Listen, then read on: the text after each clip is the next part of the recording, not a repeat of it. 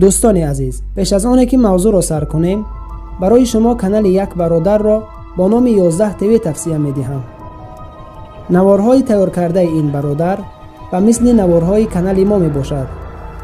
مثلا سرگذشت حضرت محمد صلی الله علیه و سلم. عربستان، مکه مکرمه، بنی هاشم، عائله عبدالله و آمینه شب 9 ربیع الاول جمع فیلم که این به سال 571 میلادی 20 و 22 اپریل راست می آید، حضرت محمد درود خدا بر او و به آلش به دنیا آمده است. و این چنین درباره علم پسیخولوژیا و کائنات نوارها را با صفت بلند و صدای فوران پیشکش شما می نماید.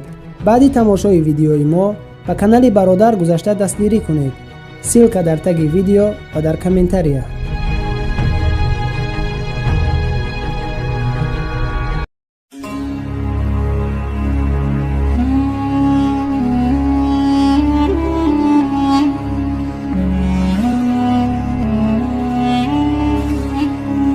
خوش آمدید به برنامه نوی قصه پیامبران. در برنامه گذشته درباره آفرینش نبی خدا حضرت آدم علیه السلام تا زمان دمیدن روح به جسم او صحبت نمودیم. شخصانی که قسم یکم را ندیدند به سیلک در زیر ویدیو بوده زیر کرده تماشا کنید. لحظه های بزرگ شروع شد. تاریخی نوی برای بشریت. لحظه های دمیدن روح. همه انتظار این رویداد بزرگ بودند. روح یعنی جان در بدن آدم علیه السلام به حرکت کردن آغاز نمود. چشمانش را گشاد، به راست و چپ می نگریست. او چی را دید؟ بهشت را با ناز و نعمتش. چون روح در بینی آدم علیه السلام رسید، عطسه زد. فرشتگان به او گفتند بگو الحمدلله. او گفت الحمدلله. خداوند به او گفت یرحمک ربک. سپس روح به شکمش رسید. او میل خوردن از نعمتهای بهشت را کرد، ولی روح تا حال به پایهایش نرسیده بود. او چرا شتاب کرد؟ چون که آدمی از شتاب آفریده شد. هنگامی که روح تمام جسم آدم علیه السلام را فرا گرفت، او به راه گشتن آغاز نمود. خداوند به او گفت ای آدم، به نزد فرشتگان برو و به آنها بگو السلام علیکم. آدم علیه السلام رفت و گفت السلام علیکم. فرشتگان در جواب با او گفتند و علیکم السلام و رحمت الله و برکاته. خداوند با او گفت ای آدم، این تحیه و سلام تو و فرزندان تو می باشد. سپس خداوند پشت آدم علیه السلام را محض کشید، تمام نسل او را بیرون آورد. چه مقدار باشد نسل او؟ از وقت آدم علیه السلام تا روز قیامت میلیاردها ذریه آدم بیرون آمد. من، تو، وی همه در آن روز بیرون شدیم. اهل جنت و اهل دوزخ. آدم علیه السلام به آنها نظر کرد. خداوند قراری به آنها گذاشت و تمام ذریه آدم خطاب کرده گفت آیا من خدای شما نیستم؟ همه گفتند بله، ما گواهی می دهیم که تو خدای ما هستی. خداوند گفت روز قیامت آمده نگویید که ما از این چیز آگاه نبودیم. این است ایمان فطری که در دلها محفوظ شده است. فطرتی که در دل است آن را روز قیامت انکار کردن ناممکن است. اکنون وقت اجرایش امر خدا فرا رسید. تمام فرشته های آسمان با سرداری جبرائیل علیه السلام از روی احترام و عزیز داشتن این مخلوق و اجابت امر خدا به او سجده کردند، مگر یک مخلوق رذیل که او از جن بود. او سجده نمی کرد و به اطراف خود می نگریست. می دید که ملائک در سجده اند و او باشد نه. این همه وقت در کبر و حسد خود استوار بود. خداوند از او پرسید در حالی که خود می دانست ای ابلیس، تو را چی شد که همراه سجده کنندگان نیستی؟ گوش اندازید به جواب احمقانه ابلیس.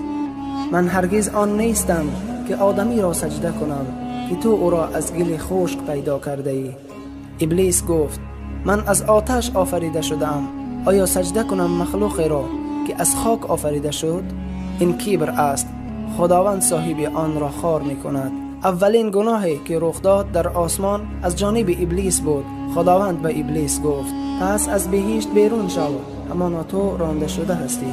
و به درستی که تا روز قیامت بر تو لعنت است. ابلیس علیه اللعنت را خداوند در صف ملائک مقام داد، در حالی که او ملک نبود، او جن بود. خداوند به او مقام داد، لیکن سرکشی کرد و کبر ورزید. تمام ملائک سجده کردند و اما ابلیس سجده نکرد و کبر و حسد خود را اعتراف کرد.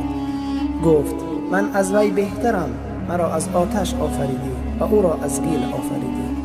پس خداوند او را از جایگاه بلندش پیش کرد، از این مقام عالی که مدت‌های دراز در آن بود. اکنون او را از این مقام می‌گیرند و از درگاه می‌رانند. ابلیس یک امر خدا را به جا نآورد، لعنت بر او نازل شد. تا کی؟ تا روز جزا. هر کی یک امر لعنت را بر او آورد، وای بر حال کسانی که شب و روز آشکار و نهان دیده و دانسته گناه می‌کنند. پس از آنی که خداوند ابلیس را از درگاهش راند و لعنتش کرد، این ملعون پلید حتی نخواست که توبه کند. اگر پشیمان میشد و توبه میکرد، حتما خداوند او را میبخشید. اما او به جای توبه چیز دیگری طلب کرد. گفت پروردگار من، مرا تا آن روز که مردمان برانگیخته شوند مهلت ده. مهلتم ده خدایا، نه این که تا دمیدن سور اول، بلکه تا دمیدن سور دوم، تا روز جزا. او به همه اینها ایمان داشت، به خدا و روز جزا، به جنت و دوزخ، لیکن در برابر فرمان خدا کبر ورزید. با وجود کفر و ملعونیش خداوند دعای او را اجابت کرد. گفت همان تو از مهلت داده شدگانی. چون خداوند ابلیس را مهلت داد، ابلیس گفت خدایا تا روز جزا مهلتم دادی، اکنون من فرزندان آدم را گمراه میکنم. گفت خدایا آنگاه البته از پیش به سوی آنها بیایم و از پس پشت آنها و از جانب راست آنها و از جانب چپ آنها به سوی آنها بیایم و اکثر آنها را شکرگزار نیابی. چرا نگفت از بالایش؟ زیرا او میدانست که الله در بالای آنهاست. الله ذوالجلال گفت دور شو از درگاه من ای خار و ذلیل و ملعون. اگر کسی از فرزندان آدم اطاعت تو را کند، همانا من جهنم را از تو و پیروانت پر میکنم. خداوند به ابلیس در روی زمین نسل داد که آنها پیروی او را می کنند. او لشکر بزرگی پر از شیطان دارد که همه‌شان برای مبارزه بر ضد آدم علیه السلام و فرزندان او می کشند. خداوند می گوید و از آنها هر کی را توانی به آواز خود از جای بجنبان و سواران خود و پیادگان خود را بر آنها آواز کن و با آنها در اموال و فرزندان شریک شو و به آنها وعده ده و شیطان به آنها به جز فریب وعده نمی دهد.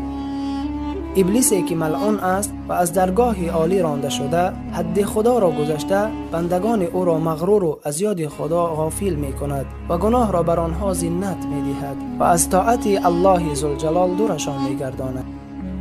هنگامی که ابلیس به خداوند گفت قسم به عزت و بزرگیت که آنها را گمراه خواهم کرد، خداوند به او در جواب گفت قسم به عزت و بزرگیم که آنها را می بخشم اگر عذر پرسند و توبه کنند. آدم علیه السلام باشد در بهشت بود، از میوه‌هایش می خورد و از آبش می آشامید و در زیر سایه درختانش استراحت می کرد. به این ناز و نعمتها نگاه نکرده او خود را تنها حس نمود. به خود می گفت چطور در این جای تنها زندگی کنم. او را خوابش برد. وقتی که بیدار شد زنی را در پهلویش دید. پرسید تو کی هستی؟ گفت من زن می باشم. باز پرسید از کجا آمدی؟ گفت خدا مرا آفرید. برای چی تو را آفرید؟ گفت چون که تو خود را با من آرام حس نمایی. خداوند می گوید ای مردم از پروردگارتان بترسید که شما را از یک کس آفرید و از آن یک کس زنی او را آفرید. ملائک از آدم علیه السلام پرسیدند نام این زن چیست؟ آنها می‌خواستند او را امتحان کنند آیا تمام نام‌ها را می‌داند یا اینکه نه. آدم علیه السلام گفت نام او حوا است. باز پرسیدند چرا حوا؟ او گفت چون که از جسم زنده آفریده شده است، یعنی حوا از قبرغه آدم علیه السلام آفریده شده بود. آدم علیه السلام با همراهی زوجه اش حوا از استفاده کردن نوش و نعمتها، میوه‌های درختان و دریاها و دیگر نعمت‌های جنت زندگی می‌کردند. خداوند میگوید ای آدم تو با همسرت در بهشت بمان، هر جا که خواهید فراوان بخورید، همه چیز بر شما حلال است در این جنت، دریاهایش، درختانش، سایه‌هایش، مگر یک چیز، یک درخت، و به این درخت نزدیک مشوید که از گناهکاران خواهید شد. نه تنها خوردن میوه آن را حرام کرده بود، بلکه نزدیک شدن به آن درخت به آنها حرام بود. ای آدم و حوا، حذر کنید از شخصی که در بین شما زندگی می کند. او دشمن شماست که می خواهد شما را از این جای بیرون آورد. پس هوشیار باشید تا اینکه شما را مغرور و وسوسه نکند و به دام خود نافتاند. خداوند کلام خود را تصدیق کرده می گوید: ای آدم، همانو که تو را و زنی تو را دشمن است، پس باید که شما را از بهشت بیرون نکند که آنگاه رنج کشید. بدان ای آدم که جنگ بسیار سخت است و این دشمن تو اولین حمله خود را می کند و می کشد تا از آن درخت بخوری. پس تو و زوجت به این هرگز نزدیک مشوید. آیا آدم علیه السلام به این نعمتهای جنت قانع می شود و ترک آن درخت می کند، یا او به دام شیطان افتاده از آن درخت می خورد؟ و چطور ابلیس او را وسوسه می کند و چی خواهد شد؟ به این سوالها در بخش دوم با خواست خدا جواب خواهید گرفت. خیر تا نوار نوبتی. در حفظ و امان خدا باشید.